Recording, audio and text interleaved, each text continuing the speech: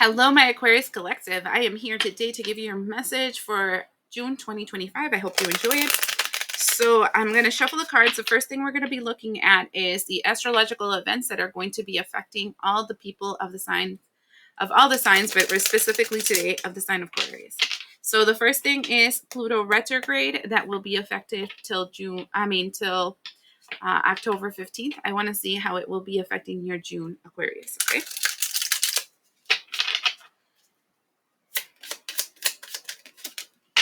Oh, dude, I got two instead of one. Okay, the first thing we have is the casserole, number 13. It says, trust in the flavor that leads you here. It led you here. An unexpected alignment. Let it move you in ways that capture your soul. That reminds me of the melting pot, and it kind of reminds me of I think Aquarius, and I've seen that in the cards before, or whatever, you guys have been going through it, right? And there's been a shit ton of stuff that is happening right now. It's like people coming out of nowhere, surprises in every turn. Everything is just kind of like, I want to say 2025, actually end of 2024, coming to 2025, have been a year where you're like in suspense because every moment you're like, you know? That's what it feels like. And right here, it's like, just trust the process. Things are working out because they're supposed to be working out in this direction. Then the next thing is the dream realm. Not everything is, do you see this is what I'm saying? These cards are freaking me out today. It's like everything is aligning perfectly with these cards. It says, not everything is what it seems. Bring yourself back from all times and all planes, and a new perspective can be seen. This is the card for me of the dream realm. And so the dream realm is all about this energy of influences outside of ourselves. This is the reason why I tell people all the time that every religion out there, every belief system out there, always say that you have to meditate, do affirmations, pray, do devotionals when you first come out in the day and when you're moving around the world to protect you from anybody that is kind of right.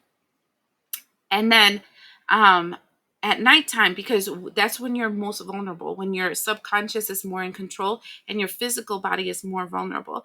And so also it's a time when subconscious programming can be done in your dream state and make you create certain things in your awake state.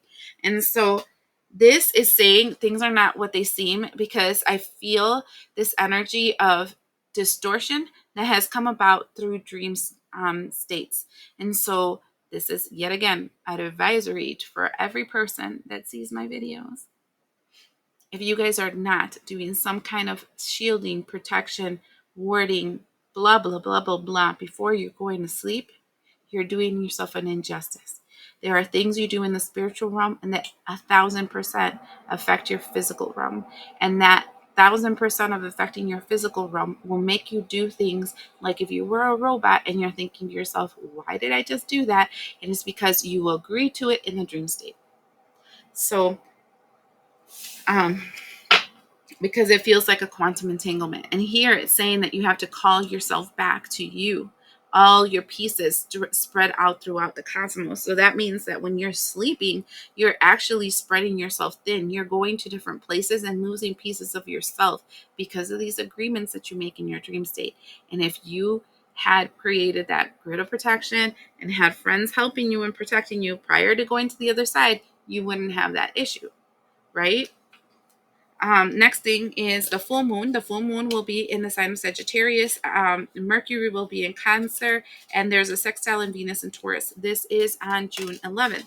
Now, mind you, this energy is kind of like you're pointing your arrow to the person's places, things, and structures that you need to create a strong relationship through communication that will help you manifest the reality that you want.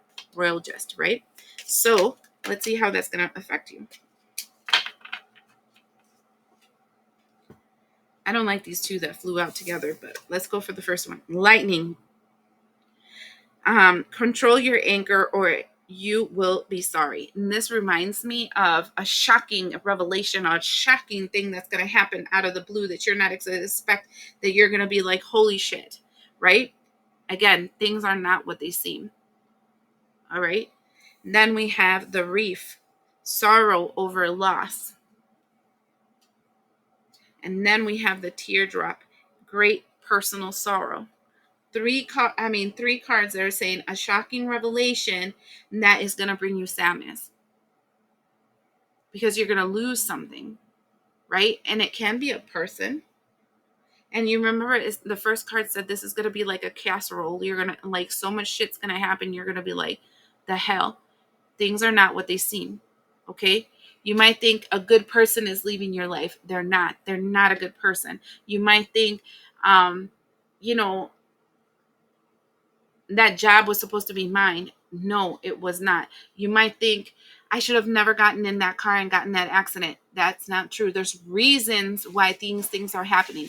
And since I want to say the end of last year and the beginning of this one all the way to now, your life has been a series of, I want to say, unfortunate events where a lot of things are like, no way, no way, no way, right? And you're thinking, like, what did I do? What am I paying for? Yada, yada, yada. The reality is you're not paying for nothing. You are correcting timelines. And what I'm feeling is that the chaos is things in your life that should have not been in the way that they are. And so there's a realignment and adjustments of timelines. And so you have to trust the process. And that's back to the casserole, because we don't know what God knows. We don't see what God sees. And we don't understand why certain things have to happen, but they have to happen that way. There is a major loss. There is a major shock. And there is a lot of sadness in your part because of that. And it might be the losing of a gift. A gift ability. I don't know why I heard that. Anyways, let's talk about the 4 weeks of June. Okay. First week. The first thing right off the bat is the ego. And the ego is the energy of the devil card on here. And do you see breaking free? I feel strongly, the bad things that are happening is to break you free from a pattern, a habit, a lineage, an entanglement that is not for your greatest good. Something you agreed to in the spiritual realm that is not helping you in your physical. Second thing is the Knight of Pentacles. Knight of Pentacles this is your blank canvas. Things are not set yet. Okay, you're breaking free, and then there's going to be a period of like dead air as things start being placed in the right direction so that you can move forward. Queen of Fire. Queen of Fire is talking about using your internal strength to continue moving forward, to continue expanding and continue thriving, right? In periods of darkness, when we're going through a shadow, like Sagittarius went through, because I'm a Sagittarius, okay? Sagittarius went through a period of like 15 years of darkness. Like, it was fucking insane. I thought to myself, I was going to lose my shit, okay? And so, astrologically, 15 years. Imagine that. And so right now, you're starting that process of going through the darkness to come to the other side. You need to have strength of will. You need to continue to move forward. You need to continue to try to thrive, to move and expand. Because if you don't, you're going to die there. You're going to end up like, you know what I'm saying? This is where they separate the wheat from the shaft. This is the time when they separate the man from the boys, or the women from the children, right? You need to show your stuff right now and hold strong in your line. Okay? Because when you break free from the energy of the devil, that's not easy, because they own you. Like, in their mind, they own you. So they will do everything in their power to put you back in the spot that you were in before, because they own you.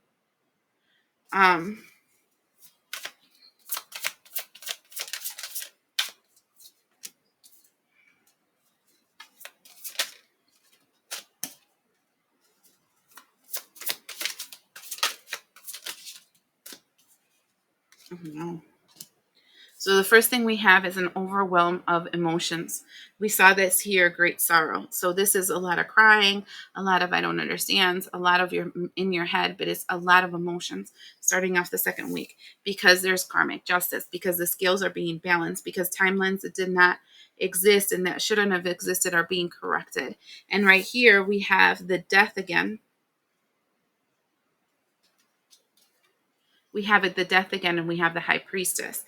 And so honestly, like, I'm not trying to be cray cray here. The death of the high priestess, it's karmic justice. This is literally somebody losing their gifts. Somebody literally will lose their gifts, whatever gift it was that you had. For another person, it can be the situation where you are extremely sad as things are starting to balance out because it's karmic justice. The release is death. So the death of, I want to say, knowledge, understanding, something. I can't get past it because the high priestess is things that were hidden, things that you didn't know, things that like,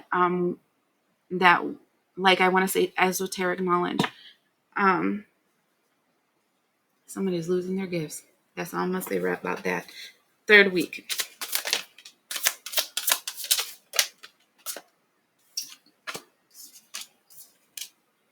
Sadness again. 3 of Swords. This is gonna really mess up a person. Then we have the Knight of One, and this is something that you have to be careful of because in sadness we do things in impulse. We do things that are not for our greatest good. And this is being reactive, angry, impulsive, explosive. Then after that, we have the Page of Cups. The Page of Cups is talking about doing something unexpected. Fourth week.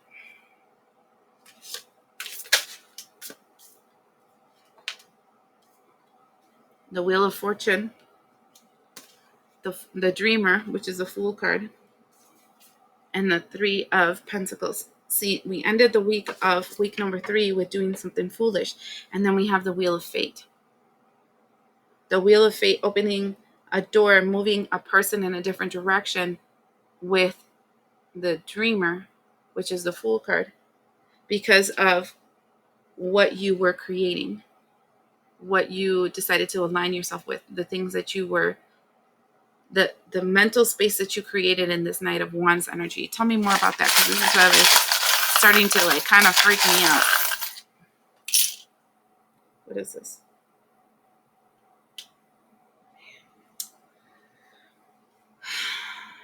My Lord. Movement in reverse, stagnation. So we have first starting off left to right, because left is the past, right is the future, right? And we're starting with the turtle backwards, upside down, which is this one. The turtle backwards is, well, you're not going to see it, but trust me. The turtle backwards is the energy of, no, I have to move faster in this. This cannot happen. We have to move forward. No, I will absolutely not go slow in this. We have to move forward. And then we have this rune. Let me call it out for you. This is called Ewas, but it's an upside down, and that means stagnation, a block. And then we have the white quartz, which is talking about purification. And the ones closest to me, we have the sun in reverse, we have the owl in reverse, we have a butterfly, and then we have a dragonfly in reverse. All 4 of them together literally is saying, closing your eyes, closing your eyes, closing your eyes. Good favor moving out of you as you're transforming into something different. Then we have the turtle, like right side up this time. You have to go slow. And then we have a golden wheel. And the golden wheel means as a spirit, this is the Wheel of Fortune down here. Spirit now taking the wheel, right? So what I'm telling you is that I feel like somebody received their gifts. I want to say it that way. Somebody received their gifts through a shortcut. This can be through taking it from another. That's spirit swapping, destiny swapping. They could have been taking it from some kind of drug, Like there's so many people that do ayahuasca, shrooms, sapito. I mean, there's this thing with the pineapple and a whole mess of stuff to have this magic, spiritual quest and opening the door to your spirit. And before, in the old world, that used to work, but this is something we changed.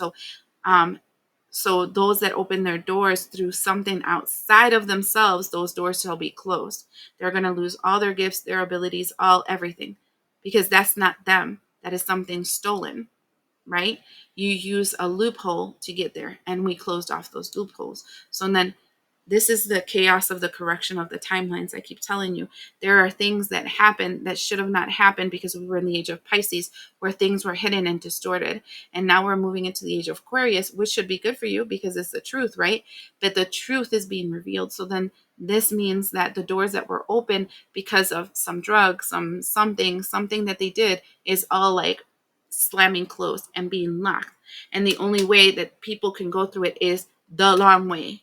And so what I'm seeing here is this energy of something that was acquired, the shortcut, and now everything that's acquired in the shortcut is being ripped out from underneath you, like the rug being dropped from underneath you, and you falling down this abyss, and starting from zero.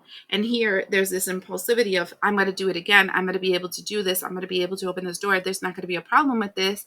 And then spirit says, do not pass go, do not collect $100. Because when I'm seeing this Fool card, which is the dreamer, it's like, yeah, right, in your freaking dreams, the Wheel of Fortune turns your fate and puts you back in zero. And you have to start from zero again. And every time you do that shortcut again, thinking he's return back to zero, return back to zero. All points, all shortcuts in any way, shape, form, dimension, direction, forms, and frequencies that have been open in the past will be the close the door, go back to zero, close the door, go back to zero, close the door, go back to zero. And so it's like, how long do you want to go back to zero? Because this is going to be an endless cycle until you start doing the MFing work. That's what I'm seeing here. You literally have to do the work. In the bottom of the deck, we have the Sun and the King of Pentacles. This is seeing clearly what you have invested in, what you have used your resource from, what you use your Midas touch in. And right here is feeling apprehension, Four of Wands, to return back to the High Council, right? To like divine order, what it belongs. And here is this energy of the everything is ending in the way that you used to when it comes to your spiritual gifts with the Queen of Cups. And then here it's like, maybe I can take a gamble, Five of Swords, and the Page of Swords talking about this energy of being foolish. And look at what the foolishness will be. The past will be blocked.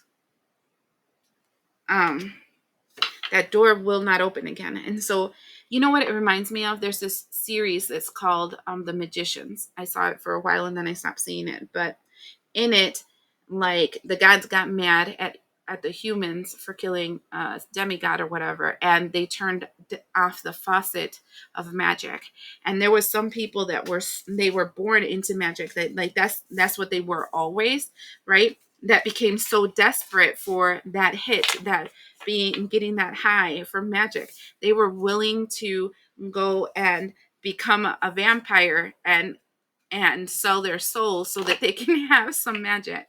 And it didn't matter if they did that, they would still not have magic, And so I feel like that's what's happening. It's like this energy of, no, you don't get it, we're correcting timelines. It doesn't matter